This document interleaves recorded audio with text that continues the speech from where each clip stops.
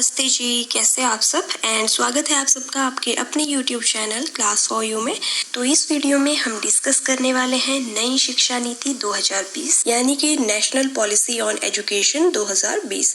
तो ये जो नई हमारी राष्ट्रीय शिक्षा नीति है, इसका ड्राफ्ट 2019 में ही तैयार कर दिया गया था, जिसको मंजूरी कल यानी कि 29 जुलाई 2020 को दी गई है। एंड इस वीडियो में आपको नई शिक्षा नीति 2020 से रिलेटेड हर मेजर बात जो है बताई जाएगी। तो वीडियो बहुत ही ज़्यादा इंटरेस्टिंग होने वाली है, तो आप लोग एंड तक बने रहना।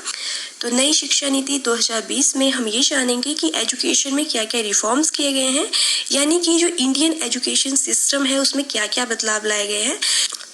तो मैं आपको एक चीज़ बता दूं कि 1986 में शिक्षा नीति लागू की गई थी एंड 1992 में इस नीति में संशोधन किया गया था। तो यानी कि अब 34 साल बाद भारत में एक नई शिक्षा नीति लागू की जा रही है। एंड इस नई शिक्षा नीति 2020 में स्कूली शिक्षा से लेकर उच्च शिक्षा तक काफ़ी बड़े बदलाव किए गए हैं। इस नीति के अंतर्गत अब मानव संसाधन विकास मंत्रालय का नाम बदलकर शिक्षा मंत्रालय कर दिया गया है। इसका मतलब है कि जो रमेश पोखरियाल हैं वो अब देश के शिक्षा मंत्री कहलाएंगे। नई शिक्षा नीति का लक्ष्य है 2030 तक 3 से 18 साल तक के हर बच्चे को गुणवत्तापूर्ण शिक्षा देना। तो आपको एक चीज़ याद होगी कि जो पहले की शिक्षा नीति थी उसका लक्ष्य होता था 6 से 14 साल तक के प्रत्येक बच्चे को शिक्षा देना, लेकिन ये जो नई शिक्षा नीति 2020 है, इसमें जो आपकी एज है वो बढ़ाई गई है। अब 3 साल तक के बच्चे से लेकर 18 साल तक के प्रत्येक बच्चे को शिक्षा देना जो है एम है। तो हमारा अगला पॉइंट है, पहली बार मल्टीपल एंट्री और एग्जिट सिस्टम लागू किया गया है।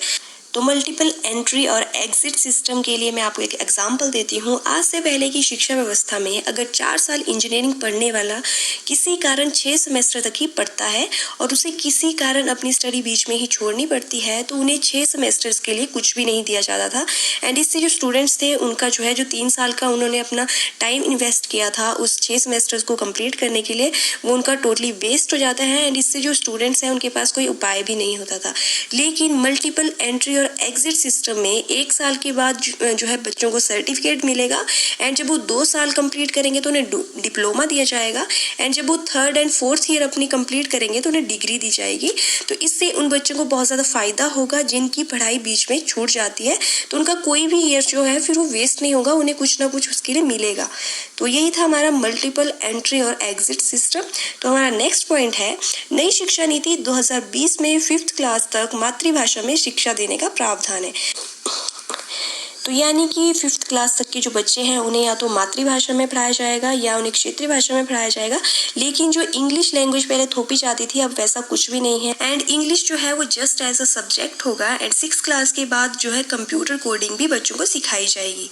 एंड एक और बात, नई शिक्षा नीति 2020 के अनुसार सेकेंडरी लेवल के सिलेबस में विदेशी भाषाओं की पढ़ाई भी सम्मिलित की जाएगी। तो हमारा नेक्स्ट पॉइंट जो है वो बहुत ही ज़्यादा इम्पॉर्टेंट है कि स्कूली पाठ्यक्रम के 10th+2 ढांचे की जगह 5+3+3+4 की नई पाठ्यक्रम संरचना जो है लागू की जाएगी, जो क्रमशः 3 से 8, 8 से 11, 11 से 14 और 14 से 18 वर्ष के बच्चों के लिए है। मीन्स कि जो 3 से 8 साल तक के बच्चे होंगे वो 3 साल की प्री प्राइमरी के साथ 1st और 2nd क्लास को भी पढ़ेंगे। तभी ये जो ड्यूरेशन है ये आपकी 5 साल की रखी गई है।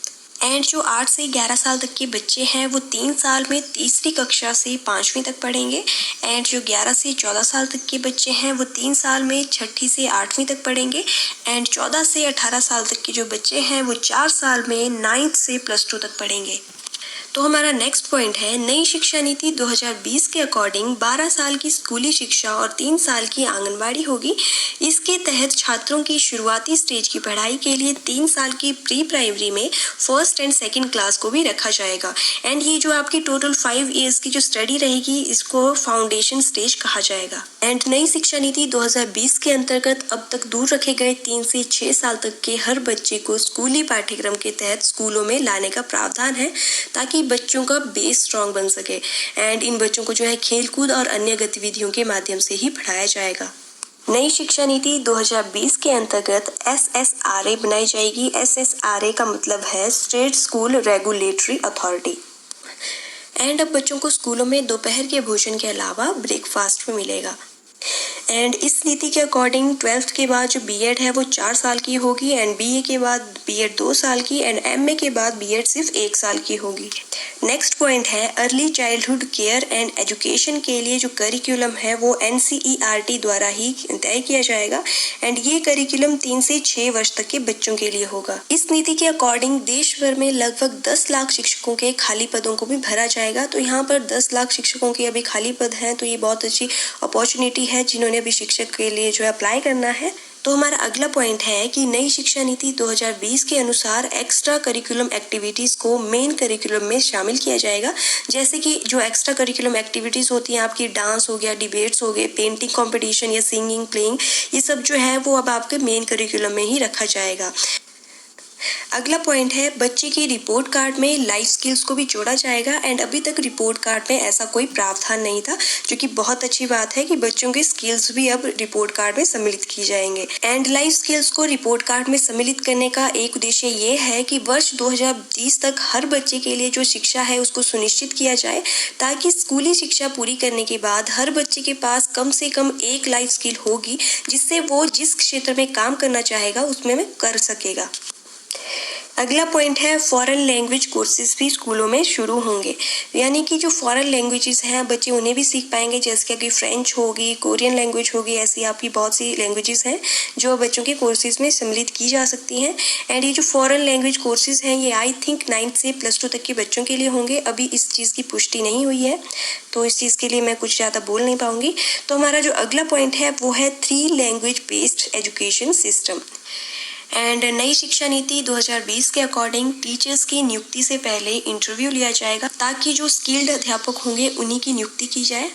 एंड नई शिक्षा नीति के अकॉर्डिंग बोर्ड की परीक्षाओं का भय भी कम किया जाएगा। एंड गांव में जिन अध्यापकों की नियुक्ति होगी उन्हें विशेष भत्ते दिए जाएंगे, यानी कि जो शहर में अध्यापक होते थे एंड जो गाँव में होते थे पहले उनकी जो सैलरी थी वो सेम होती थी, लेकिन अब ऐसा नहीं होगा। जो अध्यापक आपके गाँव में होंगे तो उनको जो है विशेष भत्ते दिए जाएंगे।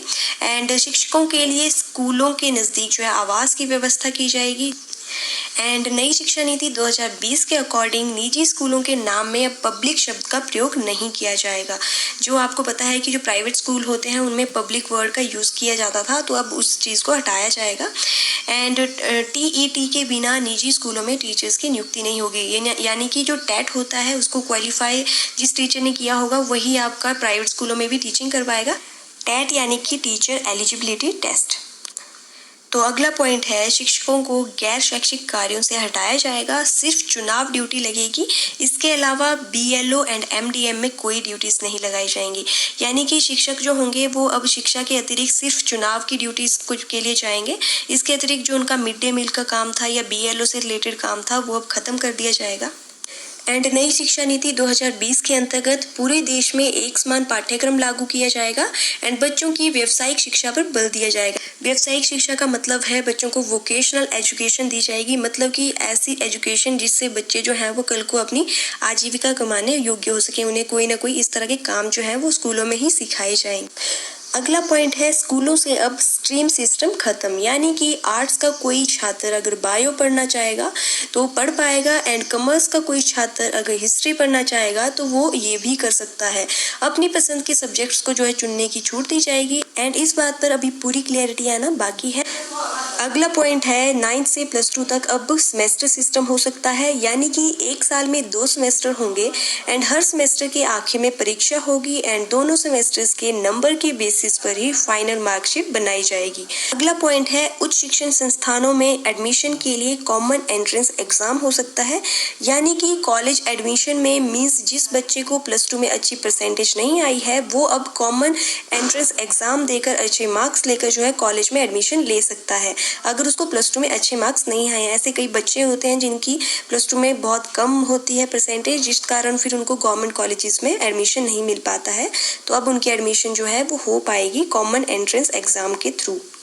ओके, तो लास्ट पॉइंट है स्कूलों और उच्च शिक्षा संस्थानों में संस्कृत भाषा को बढ़ावा दिया जाएगा। तो यही थी नई राष्ट्रीय शिक्षा नीति 2020 की डिटेल। आई होप आप लोगों को ये वीडियो अच्छी लगी होगी, हेल्पफुल लगी होगी एंड अगर आपके लिए वीडियो हेल्पफुल रहेगी तो प्लीज़ वीडियो को लाइक करना, शेयर करना एंड मेरे चैनल को सब्सक्राइब करना। Thank you, have a nice day.